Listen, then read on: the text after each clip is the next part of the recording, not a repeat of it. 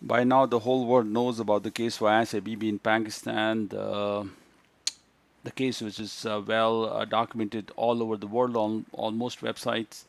What I was particularly struck by her lawyer who fled Pakistan and is now in Europe somewhere or some other country and then asking requests for asylum or refugee for her client in a different countries. And I did read about other cases of similar persecution in Pakistan. There's a website called Christians in Pakistan, and there are many cases documented. A website called it's called christiansinpakistan.com, and many other cases enough where these people are feeling persecuted and they want to flee Pakistan. They don't feel safe and they want to get out. The only way, and I get many calls sometimes from people in these similar cases, they they ask me how can they go to Canada, how can they go to America, how can they go to some other country where they feel safe.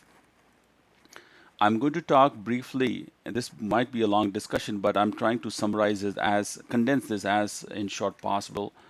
The process to go to some country, if you are outside of your home country, then you should be able to apply for asylum at the United Nations HCR office wherever you are. So if you are in Pakistan, if you can get out and travel to some other country, could be India, could be Dubai, could be Europe or some other country, just on a travel, a tourist visa, just anyway, Malaysia or Singapore or Hong Kong, some other country, you should apply for what is called a refugee status determination in United Nations, and that's how you will start your journey to become a UN refugee. So this is on the website for unhcr.org, and this is a document. This is quite a number of pages. It's called Procedural Standards for Refugee Status Determination. Don't worry about other words.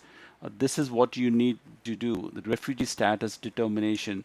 In plain, simple English, if the United Nations HCR office determines that you meet the definition of the refugee, that means you have fled your home country, you cannot get any protection, you do not have any resettlement avenue in a different country, you are in that category where there's a threat to your life, you will be interviewed and you will be assessed according to the established criteria whether uh, your application, your story meets the definition of the refugee status. If the refugee status determination is positive, then you will get a refugee certificate. Let me just see what that's called here. It's quite a number. There are a lot of pages here, and but I'm going to jump to the right page to show you what is this.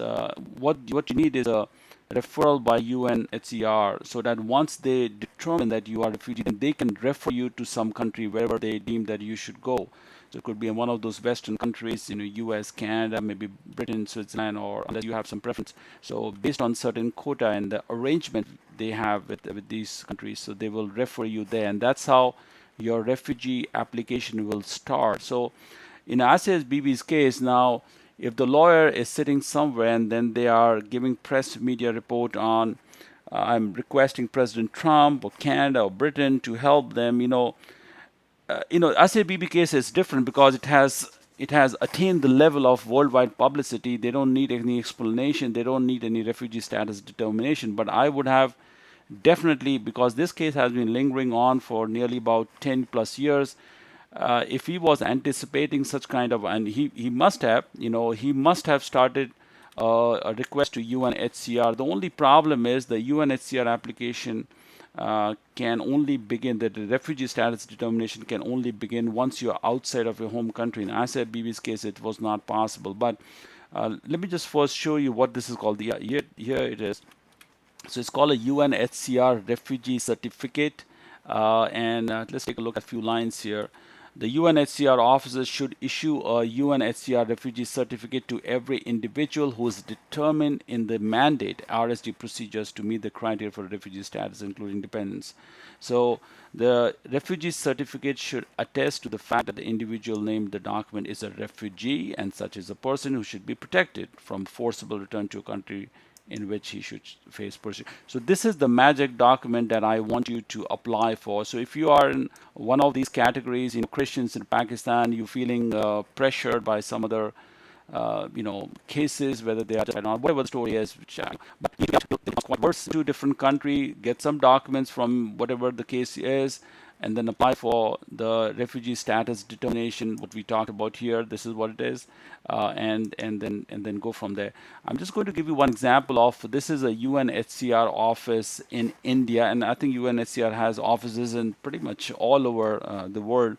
So I'm on the website on UNHCR, and it has a little tabs here to tell you what they do. And by the way, there are a lot of Afghan refugees and other refugees coming from neighboring places. They are in India, and this is what they do for other people as well. Let's take a look at what they are listing here. And this is in India, actually, UNHCR India. The UNHCR carries out a refugee. I'm going to highlight from here. Yeah. The UNHCR carries out the refugee status determination procedure, which starts with the registration as an asylum seeker. Following the registration, UNHCR will conduct interviews with each individual asylum seeker, accompanied by a qualified interpreter. The process provides a reasoned decision on whether refugee status is granted or not. So this is what they do. This is one of their mandates. That's why the organization was created. So this is what. If you are a Christian in Pakistan facing, any kind of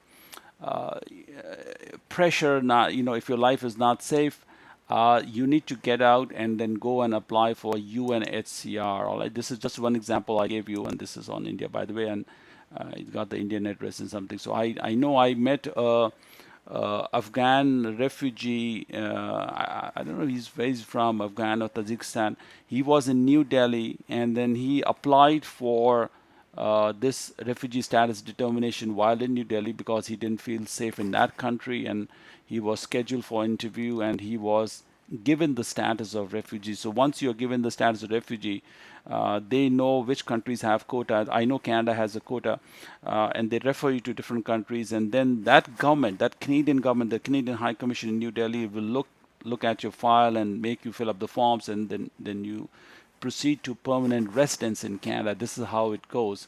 So now is the time to jump over to what the Canadian government laws is, how they resettle you if you are refugee, and then we'll take a look.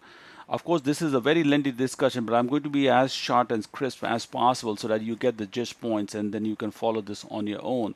So if you are trying to resettle from outside Canada, so there are different classes that they have made. One is the Convention Refugee Abroad class, and so this is what pertains to the Pakistani Christians in Pakistan. The second is Country of Asylum class. No, this is not for them. So, and of course, the other class is if you actually reach Canada by somehow to visitor visa or something, then you can apply for in Canada refugee. So that's a different thing. So the Convention Refugee Abroad class is the one that I think once the UNHCR gives you a certificate, then you can apply under this category if you go from there. So let's take a look at, there must be some little, there's a little guide here, how to fill up the forms and all the criteria. But all this information will be given to you by the UNHCR's post-refugee status determination if they refer you to Canada. So Canadian visa officer will give you all this information too. There's a lot of forms to be filled, and then of course you can go from there. So this is what this is. This is for the Government of Canada. So if you go to the Google and if you type IRCC, look at this, home, immigration, and this. If you just go and type this, applying as a convention refugee or as a humanitarian protected person abroad, type in Google, you will get to this page, and then you can read the guide. This is what the guide is. There's another way to get to this. If you go to Google and type IMM 6000, then you can read this guide and you can see what we need. So let's see quickly what is the starting point. Step 1, make sure you are eligible to come to Canada as refugee. So to be eligible, blah, blah, blah, you must be referred by a refugee referral organization such as UNHCR. Do you see that? So this is what I was talking about here. So UNHCR, refugee status determination, this is what is needed by the Canadian government so that they can start your application. Either you have been referred by UNHCR or a private sponsor. So I'm not here talking about the private sponsor. That's a different program. by group of 5 people in Canada. So they sponsor somebody who's already been under some kind of refugee status, and so they can sponsor. It's called private sponsorship, but you want to be referred by UNHCR first, and then you can come as a government-assisted refugee by the Canadian government. So that's the. I mean, unless you know 5 people in Canada who can sponsor you, that's fine. But I doubt many people will have 5 Canadians, ready to help them. It's kind of unusual, but sometimes it does happen. So here's the starting point. You must be referred by UNHCR.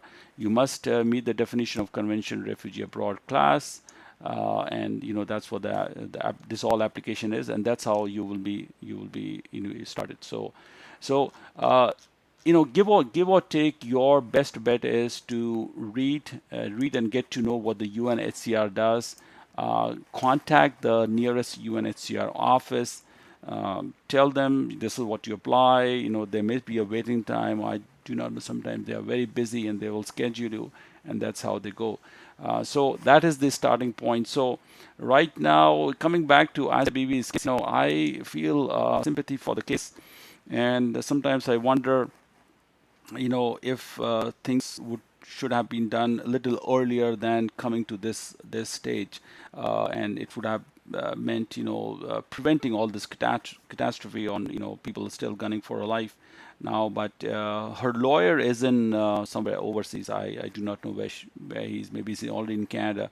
And now I read his media statements on he's appealing to the president of U.S., the prime minister of Great Britain, and to Canada to take. It's an unusual case because I think there will be, if they grant her some refugee in one of these 3 countries, it will be pretty much on a political basis rather than on the. Of course, she will qualify as in the refugee status determination. Obviously, if she cannot, I don't know who will.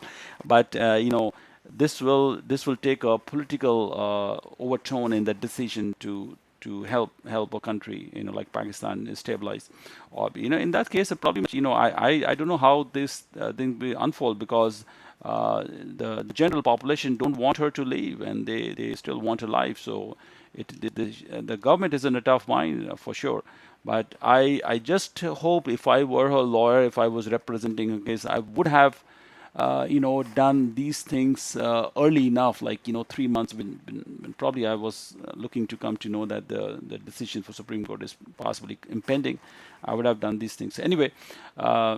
For people who are in similar bind, and they are being, I go to the website. The website is called Christiansinpakistan.com. So I see a lot of cases like this, and a lot of cases, though even little less in magnitude, but a lot of cases. For example, I see look at this case, for example, 25-year-old a lot of cases like this. And for any reason, I got a call from Pakistan, I think last year, somebody who was being threatened there, on because of maybe marriage between like a Muslim and Christian or something, or maybe a Hindu and a Muslim or something. And I was taken aback and at how much how much fear exists in religious minorities. And all I did was the same thing what I'm telling you today. You need to get out and go to UNHCR office and apply for refugee status determination. That's the only thing. Unless you already have a Canadian visa, then of course you can fly to Canada directly and then apply for refugee within Canada, within the Canadian borders. But if you're already desperate, and if you're out of luck for other spheres, you don't have a job, you don't have money, and you don't have any papers, how on earth will you actually get a tourist visa to Canada? There's unlikely they will give you tourist visas just because you're trying to flee out. So that's a problem. If not, then you need to get out to any country like Middle East or Malaysia, or just pretty much any country, wherever. Just check out UNHCR, where these offices are, and then see whichever country you can go. Some countries are easy to go, and that's where you have to apply for refugee status determination. So that's all I had to say about Asiabibi's case, and I actually am reading about Asiabibi's case on a daily basis, by the way. Um, and I wish to talk to her lawyer wherever he is, and maybe if he views my YouTube, maybe he'll find a way to contact me. All right. Thank you very much. I welcome your comments, and please spread the video so that some people can be helped.